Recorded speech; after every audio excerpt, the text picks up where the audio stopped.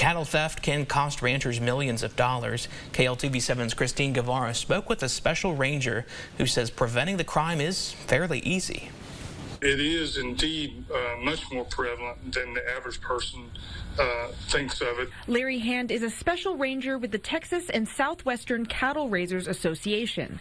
He says cattle rustling can not only take the form of physical theft, but also through various digital formats, like online auctions, as well as through passing bad checks. Each year, Hand says they typically see between 30 and 50 cases a year.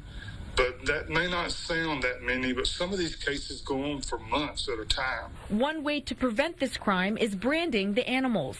Rustlers often look for ones that are not. Because it helps us and our market inspectors who are stationed at various livestock auction barns across Texas. It helps us to track and possibly locate stolen cattle on your behalf if you're the victim.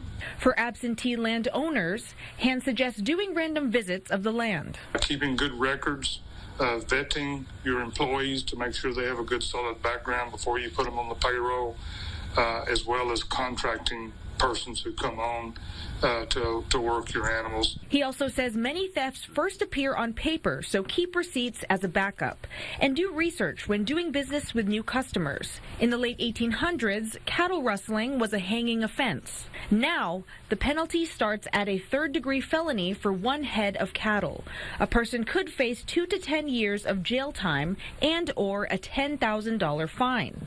But if the victim is 65 years or older, it automatically jumps it from a third degree to a second degree. Christine Guevara, KLTV 7 News. And we're told it's a good idea to get familiar with your special ranger in your district, as they are there to help and protect victims from these type of crimes.